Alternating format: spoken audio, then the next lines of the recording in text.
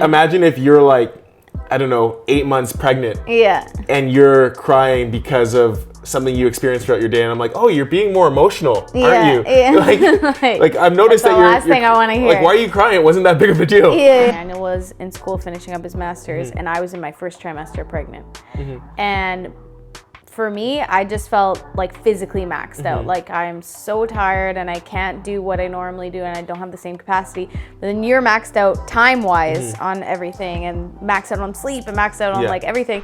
What goes on in my mind while you're pregnant is like her capacity is going to change and it's going to evolve. And that's not something to resent. It's something to adjust towards. So today we're going to talk about the truth about supporting your partner, specifically in the context of stressful times of life. Because I think support looks different in different times of life, and in stress, it's hard to know how to support your significant other, I think. Yeah, throughout our relationship, we've had various seasons where there's been more pressure or demand on one or the other of us. Like, so for example, like when we were dating, you were doing an internship and schooling and serving at a restaurant. There's periods where I've done master's schooling. Now you're pregnant. Like throughout the last 6 years of us being together, or 6 or 7 years, there's been different ways and different times where we've had to support each other. It's looked different, but a lot of the same principles we've learned in each moment are transferable and apply to like supporting your significant other in stress in general. And when you are living life with someone, whether you're dating or married, if your lives are intertwined, there's gonna be, like, it's not always gonna be equal. You're kind of signing up to be that the person that they lean on and that they can look towards when they need someone clutch to come to someone to come and clutch and like stuff like that. So I think it's good to think through, okay, when life is in a time that's not normal, like I have to stay up late to study for a test, or I'm working 2 jobs for a season to afford something, or whatever it is. How do we go about keeping our relationship intact? How do we go about keeping our household in order? How do we go about those things? So we want to share 4 truths that we learned, or 4 lessons that we learned in those times. And hopefully it'll be able to help you out there. The first thing is that one person carrying more weight than the other person isn't necessarily a bad thing. I think sometimes we care a bit too much about fairness in relationships, and that meaning 50-50. But there's a lot of times in relationships where it's maybe 70-30 or 80-20. And we have to recognize that we're meant to serve each other, we're meant to support one another. So it's so important to like get that thing inside of you that wants to keep score in check, because it will never be fully equal. And in different seasons, it means different levels of support. I think too, like when we talk about carrying the weight, my mind automatically goes to chores or basically anything that's like acts of service. But I wonder too if it can be applied with other things, carrying the like emotional weight maybe, or romantic weight. Like I think of times when like you're super maxed out with school, you don't really have the time to be like writing me a romantic letter or note. Not that you don't have the time, but it's like your focus is elsewhere. For sure. But I have the time to be like, to let you know I'm thinking about you and doing little romantic things, or I don't know, I'm just trying to show other examples of like things that aren't chores, because I think our minds automatically go to like, how do we keep the house in order when one of us is maxed out? But there's so much more to a relationship. And I think than about that. the administrative weight too. Like when it comes to like making plans with other couples or other people in your life, it's like there might be a season where I'm doing all the scheduling and planning. And I think or like selling things on Facebook Marketplace. Exactly. Which one of us is going to carry that? That's a really real. That's a really administrative weight. Administrative weight and a real example in our relationship at times. And also a really important caveat is just because you're the person who is in the busy time or in the stressful moment doesn't mean you can fully check out. I think that this is a message to the other person, but just because the person who you're connected with is carrying more weight doesn't mean you carry no weight. Yeah. And so I remember, like, so a couple months ago, I was finishing up my master's degree. Mm-hmm. And I didn't get to say, like, okay, for this semester, so for this 3 to 4 months, I'm doing no chores around the house. It's like, I did chores around the house, but you carried the lion's share of the chores. I think, too, there's times when you're both maxed out. And, like, I think of the time recently we had where Daniel was in school finishing up his master's, and I was in my first trimester pregnant.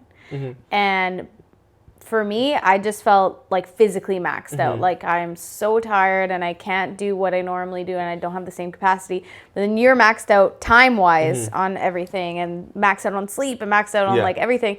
So in moments like that, then you have to decide as a couple, okay, what's most valuable, or what's most important right now that we need to get done, and how do we share that? And you can kind of coast until you both have more time. And I think 2 quick thoughts I would give people who are both in the relationship you're both maxed out. Yeah. One is, like, be content with your A+ in a certain season being your normal B+.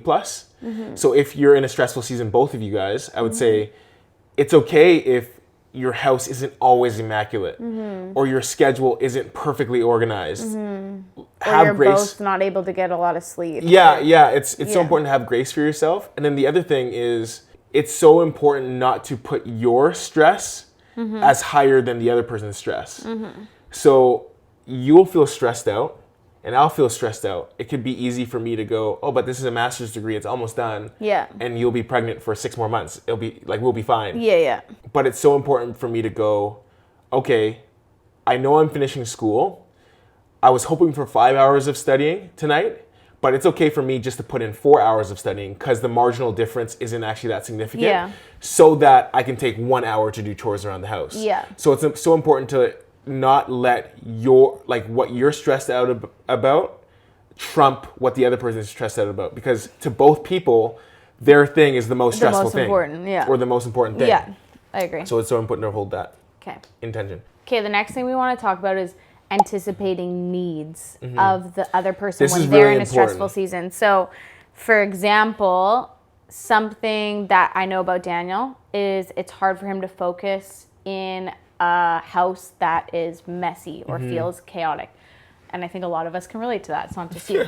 But I think that when you were studying for your master's, I was aware of that. And so I'd try to clean the house or, like, tidy the house before you came home, so that you could come home and just, like, actually, not fully relax because you'd had to do homework, but, like, relax while you're doing homework, because you're the type of person that I don't even know if you could sit down and do the homework. You'd either have to leave the house or you'd start cleaning. And then you're thinking, oh, I'm wasting time doing this when I need to be studying it, blah, blah, blah, blah.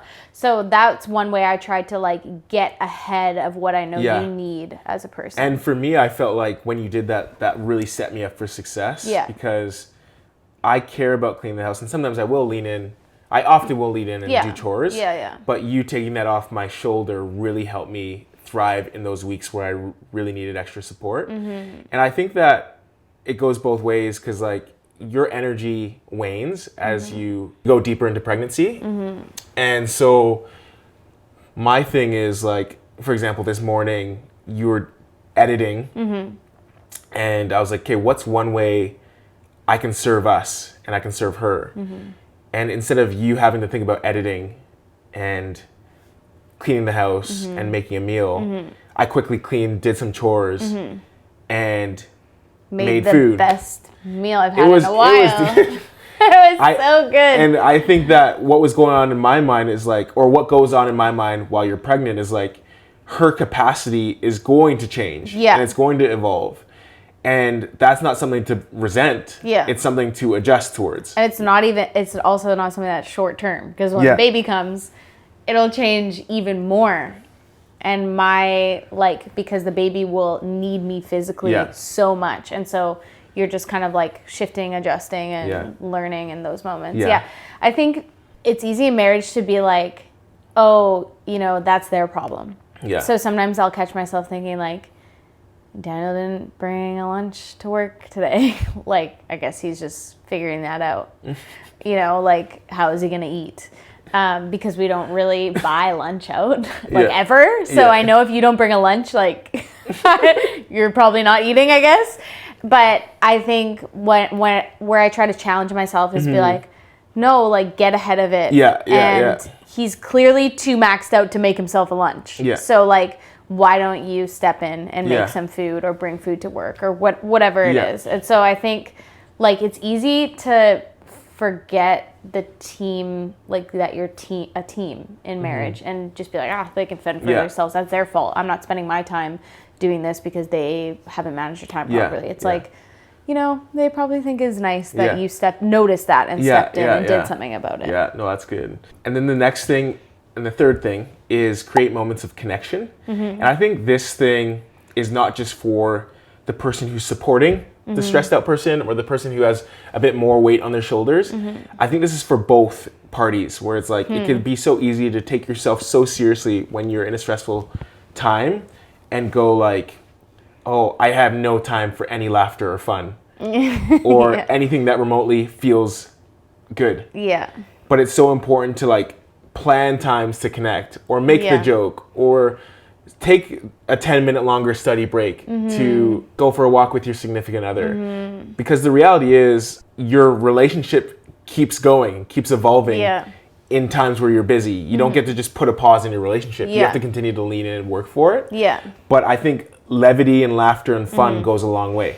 And also, it's like, of course, for the sake of your relationship, but even just for the sake of your, like, stress and you getting through that stressful time, it's like, it's almost like how people say, like, making the time to work out. Overall, it's like, it's a sacrifice of time, but your mental health will be a lot better. It's kind of like that. It's like, it's a sacrifice of time maybe for you when you're feeling, like, overwhelmed and stressed out, but, like, it'll help your mental state if you're, like, having times of connection with people you love, times of laughter, times of lightness, where your focus can not be all consumed by the thing that's making you stressed out. And we're such relational beings, like, we're not machines. So we're not meant to go prolonged periods of time, no matter how driven you are or no matter how strong your work ethic is. You're meant to connect. So make sure to prioritize those moments to connect in your relationship, even when you're feeling stressed. The last thing is this notion that different isn't dangerous. What do you mean by that? I like the saying. So what I mean by this is, for example, there'll be times where you're feeling stressed out, or maybe you're experiencing difference in your hormones, and you will feel maybe emotional and you'll be crying. Or I will be stressed out and I'll be more short or direct. And I think it's so important for the significant other who is walking alongside the stressed person or the person with the busier schedule to go like, oh, they're not in a normal season. They're not in a normal period of life or a normal state. So I have to have grace towards you, and I have to not basically blow up this short period as a part of your personality.